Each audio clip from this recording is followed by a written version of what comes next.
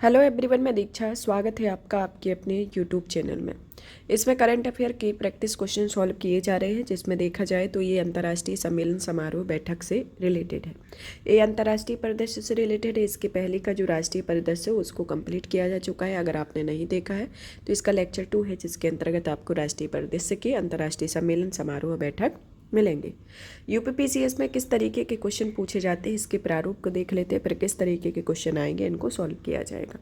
तो G20 शिखर सम्मेलन में संबंध में निम्नलिखित कथनों पर विचार कीजिए। पहला कथन इसमें पूछा गया था, ये पीसीएस प्री का क्वेश्चन है कि 12वां G20 शिखर सम्मेलन जर्मनी में संपन्न हुआ। दूसरा कथन कहता है कि 13वां G20 शिखर सम्मेलन चीन में संपन्न हुआ। और तीसरा आता है कि 14वां G20 शिखर सम्मेलन जापान में संपन्न हुआ। तो निम्न में से कौन सा कथन सही है? तो ये आपका एक प्रारूप है। दूसरा प्रारूप आता है जैसे कि 10वां ब्रिक्स शिखर सम्मेलन 2018 कहाँ आयोजित हुआ। मार्च 2023 का ब्रिक्स शिखर सम्मेलन कहाँ संपन्न हुआ? ये यूपीपीसीएस 2013 में पूछा गया। मोबाइल वर्ल्ड कांग्रेस 26 फरवरी से 1 मार्च 2018 के बीच कहाँ आयोजित की गई? 2017 में इसमें पूछा गया था। 5 से 6 सितंबर 2013 को G20 शिखर सम्मेलन कहाँ संपन्न हुआ? तो यूपीपीसीएस मेंस में 2013 में क्वेश्चन पूछा गया। तो इस तरीके से देखा जाए तो ये आपका टारगेटेड है कि इस तरीके के क्वेश्चन आपके बनते हैं। तो ये आपको एक बता दिया कि प्री और मेंस में इस तरीके के क्वेश्चन बनते हैं। तो आपके इसके जो आपका जो सेक्शन है इससे किस तरीके के संभावित प्रश्न होंगे, चलिए तो एक एक प्रश्न को सॉल्व करते हैं। पहला प्रश्न आता है कि नवंबर 2024 में आयोजित 19वें G20 शिखर सम्मेलन से संबंधित निम्नलिखित कथनों पर विचार कीजिए। पहला कथन दिया गया है कि इस सम्मेलन का आयोजन रियो डी जेनेरियो ब्राज़ील में किया गया। दूसरा आता है कि इसका मुख्य विषय रिकवर टुगेदर रिकवर स्ट्रॉन्गर है। तो आपको बताना है कि उपयुक्त कथन में से कौन सा कथन सत्य है। ऑप्शन ए केवल एक, ऑप्शन बी केवल दो, ऑप्शन सी 1 और 2 दोनों, और ऑप्शन डी इनमें से कोई नहीं। तो इसके अंतर्गत जो आपका उत्तर जो होगा वो आएगा ऑप्शन ए, क्योंकि इसमें पहला कथन इसका सत्य है। चलिए तो जान लेते हैं इसके बारे में कि 19वां G20 शिखर सम्मेलन जो है वह रियो डी जेनेरियो ब्राज़ील में संपन्न हुआ था। इसकी अध्यक्षता ब्राज़ील के राष्ट्रपति लुइस इनासियो लूला डी सिल्वा के द्वारा की गई थी। और इस सम्मेलन का मुख्य विषय एक न्यायपूर्ण विश्व और एक टिकाऊ ग्रह का निर्माण करना।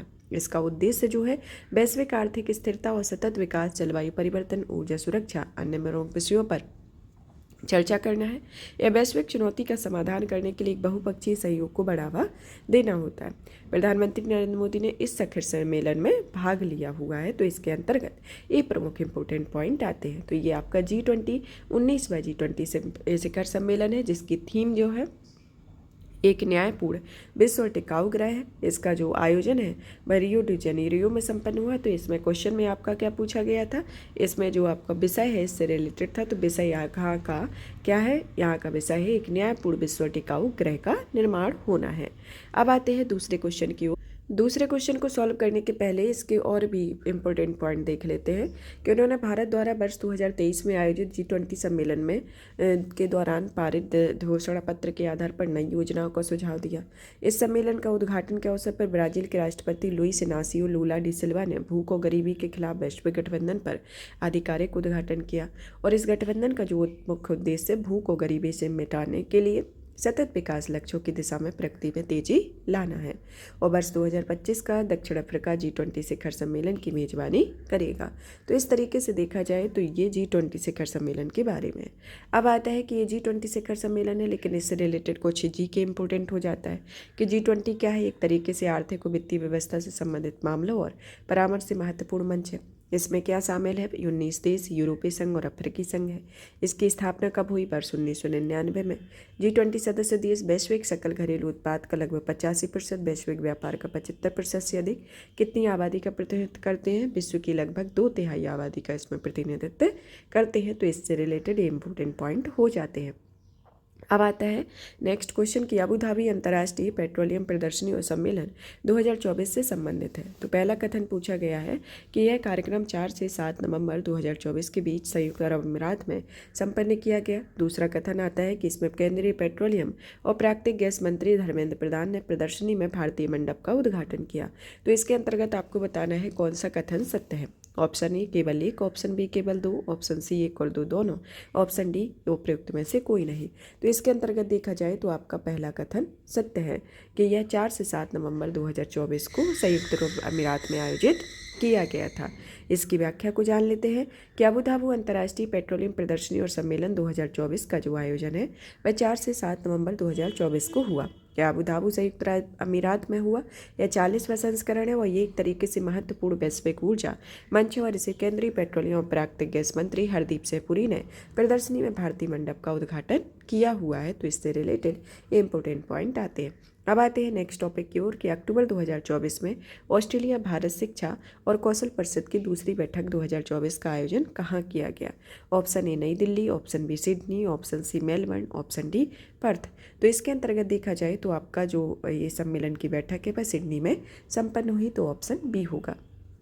चलिए तो इससे रिलेटेड इंपॉर्टेंट पॉइंट जान लेते हैं कि ऑस्ट्रेलिया भारत शिक्षा और कौशल परिषद की दूसरी बैठक 2024 में आयोजित की गई। इसका आयोजन अक्टूबर 2024 में हुआ।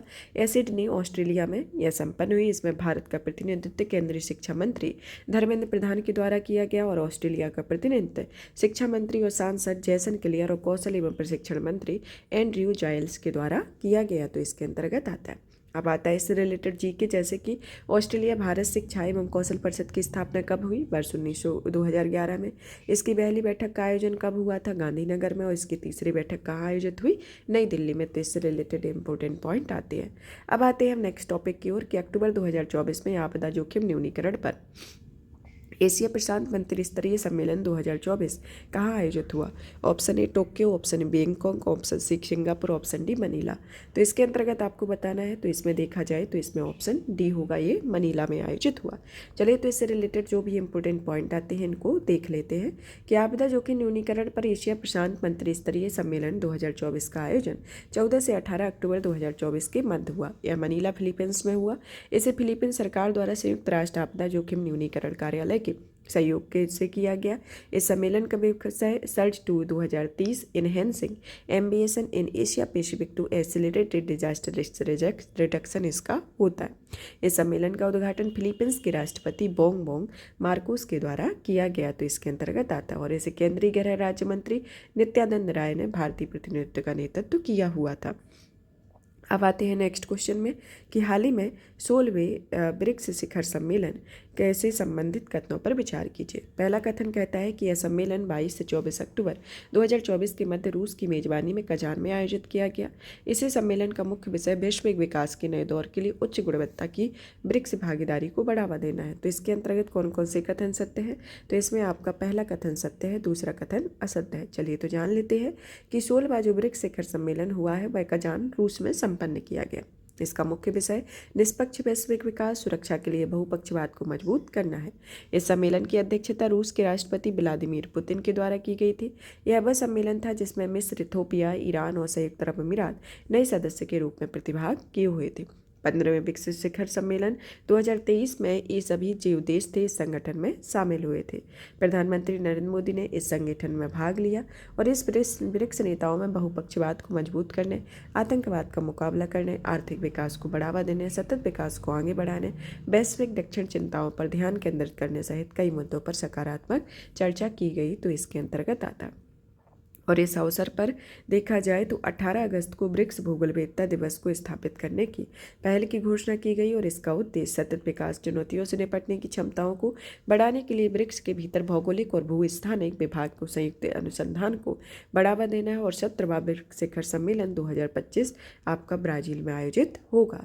तो ये अभी प्रेजेंट का जो ब्रिक्स हुआ है वह कजान रूस में हुआ, 22 से 24 अक्टूबर को संपन्न किया गया। मुख्य विषय निष्पक्ष वैश्विक विकास और सुरक्षा के लिए बहुपक्षवाद को मजबूत करना है। और 2025 का जो सम्मेलन है वो आपका ब्राज़ील में आयोजित होगा। अब आता है इससे रिलेटेड इंपॉर्टेंट पॉइंट, जैसे कि ब्रिक शब्द का प्रयोग सर्वप्रथम किसके द्वारा वर्ष 2001 में किया गया। या Goldman Sachs assets management के अर्थशास्त्री जिम ओनील द्वारा किया गया। प्रारंभ में इस समूह में क्या शामिल थे, ब्राज़ील, भारत, रूस, चीन शामिल थे। वर्ष 2010 में सम्मिलित करने की सहमति क्या थी, दक्षिण अफ्रीका को। दक्षिण अफ्रीका वर्ष 2011 में कहाँ आयोजित तीसरे ब्रिक्स शिखर सम्मेलन का संपन्न शामिल हुआ, सान्या, चीन में, जिसे ब्रिक ने से बना हुआ है वह ब्रिक्स है। 15वें ब्रिक्स शिखर सम्मेलन में दक्षिण अफ्रीका राष्ट्रपति सिरिल रामापोसन 6 उभरते बाजार समूह देशों अर्जेंटीना, मिस्र, इथोपिया, ईरान, सऊदी अरब और संयुक्त अरब अमीरात को इस समूह में शामिल होने के लिए आमंत्रित किया अगस्त 2023 में। और इसके परिणामस्वरूप नए सदस्य के रूप में कौन कौन से देश शामिल हुए? मिस्र, इथोपिया, ईरान और संयुक्त अरब अमीरात, इसमें 5 देश शामिल हुए थे। तो अब ब्रिक्स देशों की संख्या 5 की जगह 10 हो गई है। अब आते हैं नेक्स्ट क्वेश्चन की ओर कि निम्नलिखित कथनों पर विचार कीजिए कि अक्टूबर 2024 में SCO शासनाध्यक्षों की परिषद की 23वीं बैठक 2024 इस्लामाबाद, पाकिस्तान में हुई। दूसरा कथन कहता है कि इस बैठक की रक्षा मंत्री राजनाथ सिंह ने भाग लिया। तो उपयुक्त कथनों में से कौन सा कथन सत्य है? तो इसके अंतर्गत देखा जाए तो आपका कथन सिर्फ एक सत्य है, दूसरा कथन गलत है। चलिए तो इसकी व्याख्या को जान लेते हैं कि संघाई सहयोग संगठन के शासन अध्यक्षों की जो परिषद की 23वीं बैठक 2024 का आयोजन हुआ वह 16 अक्टूबर 2024 को हुआ।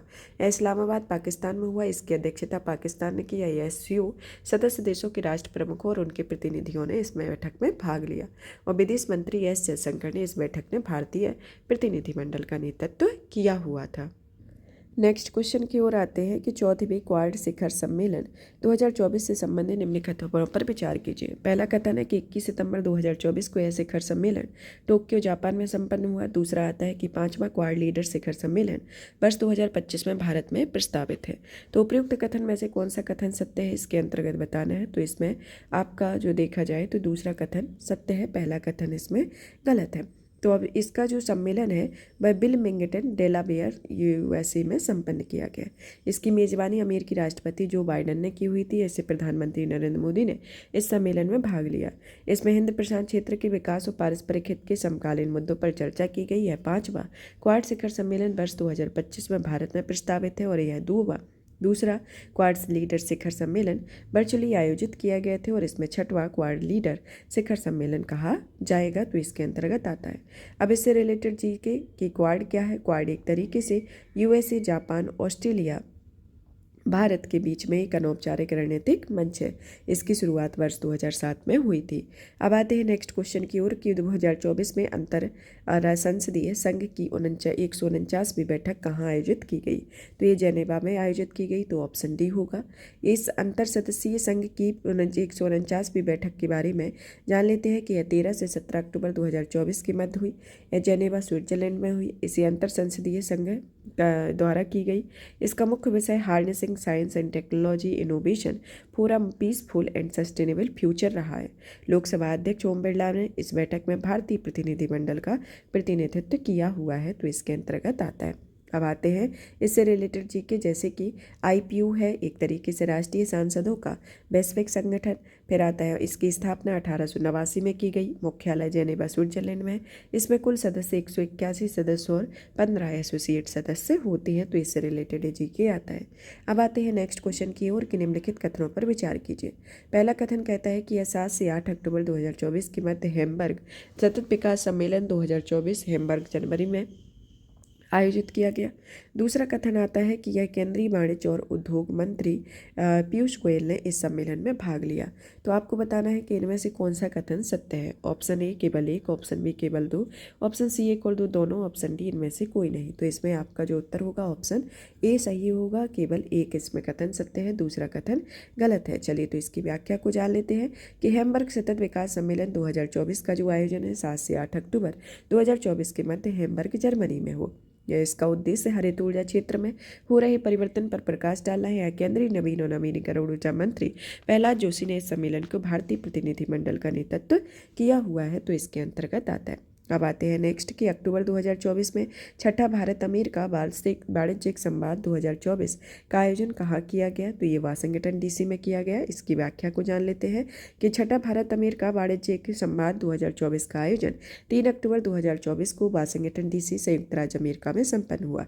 यह अमेरिकी वाणिज्य विभाग के द्वारा किया गया। इसकी अध्यक्षता भारत सरकार के केंद्रीय वाणिज्य एवं उद्योग मंत्री पीयूष गोयल और अमेरिकी वाणिज्य मंत्री जीना रायमोंडो ने की हुई थी।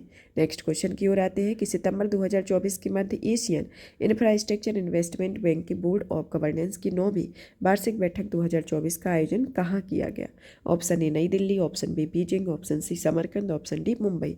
तो इसके अंतर्गत बताना है तो इसमें आता है ऑप्शन सी की इसकी बैठक समरकंद में आयोजित की गई। चलिए तो इसकी व्याख्या को जान लेते हैं कि जो AIIB के बोर्ड ऑफ गवर्नेंस की 9वीं वार्षिक बैठक 2024 का जो आयोजन है वह 25 से 26 सितंबर 2024 के मध्य समरकंद उज्बेकिस्तान में किया गया। इसका मुख्य विषय bending resilience building resilient infrastructure for all है। इस बैठक को केंद्रीय वित्त और कॉरपोरेट कार्य मंत्री निर्मला सीतारमण ने इसमें भाग लिया और इस अवसर पर उज्बेकिस्तान के राष्ट्रपति शौकत मिर्जियोयेव से इन्होंने मुलाकात की हुई थी। अब आते हैं इससे रिलेटेड जी के, जैसे AIIB के बारे में, जो कि एक बहुपक्षीय विकास बैंक है। इसे कार्य करना प्रारंभ किया था जनवरी 2016 में। इसका मुख्यालय बीजिंग चीन में है। इसका परिचालन 57 संस्थापक सदस्यों ने 37 क्षेत्रीय और 20 गैर क्षेत्रीय के साथ किया हुआ था। इसमें कुल 110 देश स्वीकृत सदस्य देश शामिल हैं। तो ये AIIB के बारे में है। आते हैं नए जुलाई 2024 में नाटो गठबंधन के 75 वर्ष पूरे होने पर उपलक्ष्य में नाटो शिखर सम्मेलन 2024 का आयोजन कहाँ किया गया?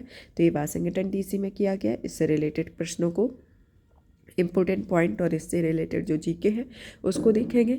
तो नाटो से गठबंधन के 75 वर्ष पूरे होने के उपलक्ष्य में यह नाटो शिखर सम्मेलन का आयोजन किया गया। यह 9 से 11 जुलाई 2024 के मध्य हुआ। यह वाशिंगटन DC USA में संपन्न हुआ। इसमें नाटो सदस्य देशों के प्रमुखों ने भाग लिया। इसका उद्देश्य नाटो गठबंधन के सामने आने वाली चुनौतियों का सामना करना और नाटो को और मजबूत करना होता है। इससे रिलेटेड जीके, जैसे कि नाटो का पूर्ण नाम नॉर्थ अटलांटिक ट्रीटी ऑर्गेनाइजेशन है। इसकी स्थापना नाटो सामूहिक रक्षा के तहत की गई वर्ष 1949 में।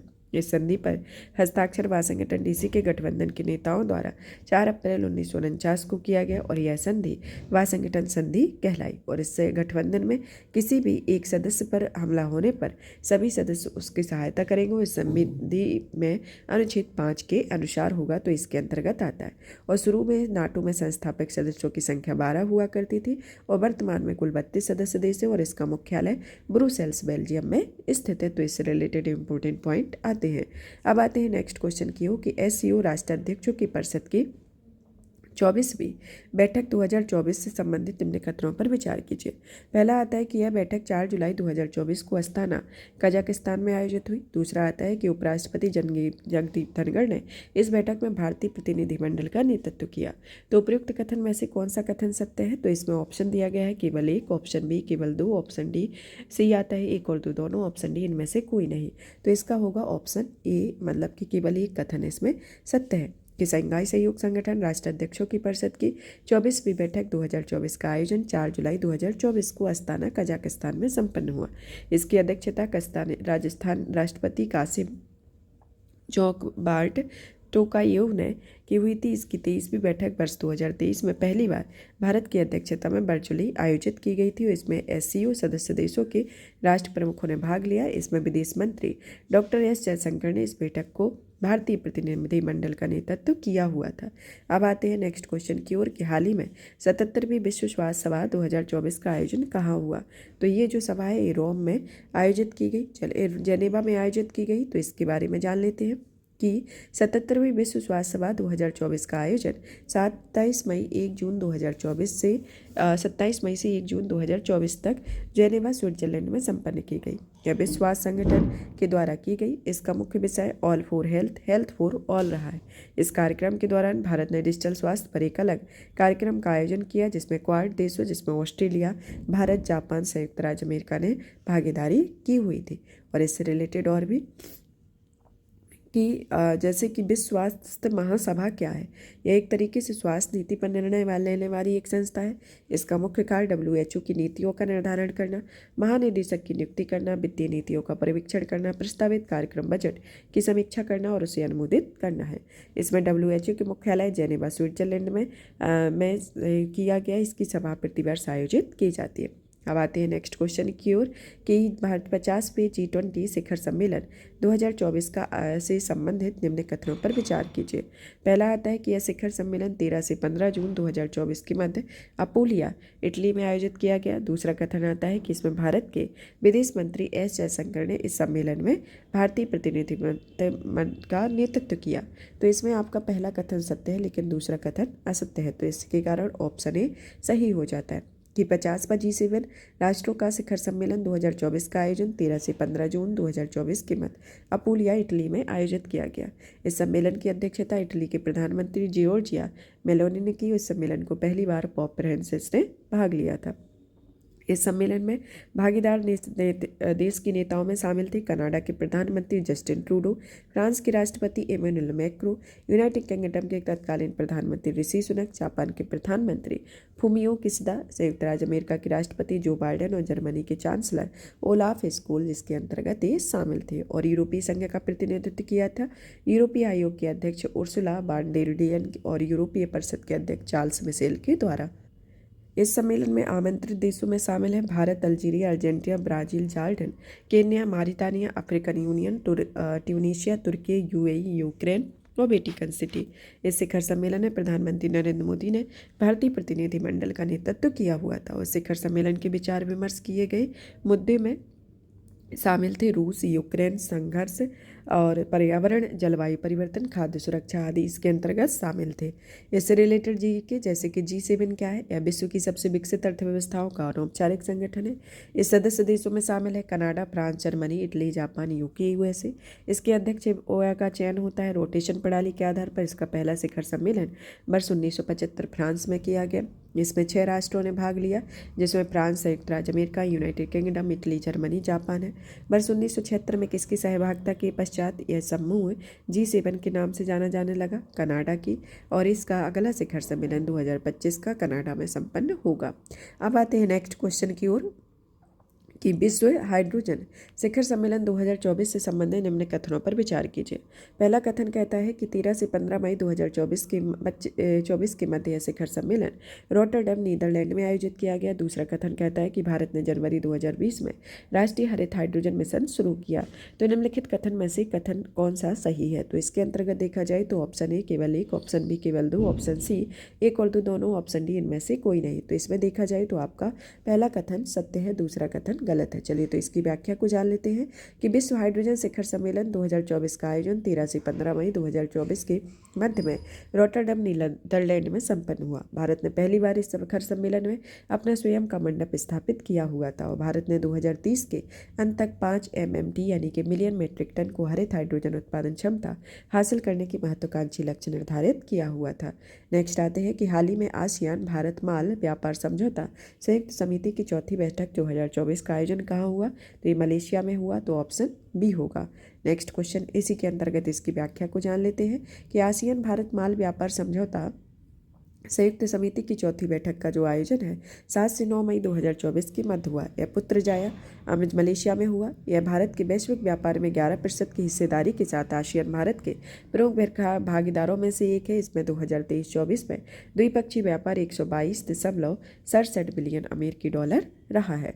अब आते हैं नेक्स्ट क्वेश्चन की ओर के निम्नलिखित कथनों पर विचार कीजिए। पहला कथन कहता है कि 22 से 25 अप्रैल 2024 के मध्य 26वीं विश्व ऊर्जा कांग्रेस 2024 वियना, ऑस्ट्रिया में आयोजित की गई। इसका मुख्य विषय लोगों और पृथ्वी के लिए ऊर्जा का नया स्वरूप देना है। तो इसमें कौन सा कथन सत्य है? इसमें दूसरा कथन सत्य है, बल्कि पहला कथन गलत है। चलिए तो इससे रिलेटेड व्याख्या को जान लेते हैं कि यह जो 26वीं विश्व ऊर्जा कांग्रेस का आयोजन है वह 22 से 25 अप्रैल 2024 के मध्य हुआ। यह रॉटरडैम, नीदरलैंड में आयोजित हो गई और इसका मुख्य विषय लोगों और पृथ्वी के लिए ऊर्जा का नया स्वरूप देना है। इसका आयोजन विश्व ऊर्जा परिषद की स्थापना के 100वें वर्ष पूरे होने के उपलक्ष्य में किया गया और इस कार्यक्रम में भारत ने अपनी अभिनव प्रौद्योगिकियों और विश्व उत्पादन संबंधी कार्य प्रणालियों का प्रदर्शन किया। अब आता है विश्व ऊर्जा परिषद के बारे में, जिसकी स्थापना वर्ष 1923 में हुई और इसका उद्देश्य ऊर्जा की स्थायी आपूर्ति उपयोग को बढ़ावा देना है। और यह इसमें भारत इस परिषद में शुरुआती सदस्यों में से एक है, जो कि इसमें 1924 में शामिल हुआ। अब आते हैं कि विश्व भविष्य ऊर्जा शिखर सम्मेलन 2024 कहाँ आयोजित किया गया? यह अबू धाबी में आयोजित किया गया। ये इसका जो सम्मेलन है वह 16 से 18 अप्रैल 2024 के मध्य संपन्न हुआ। ये अबू धाबी संयुक्त अरब अमीरात में हुआ। इसकी मेजबानी मस्तर में के द्वारा की गई। इसका मुख्य विषय द एनर्जी टू लीड रहा है।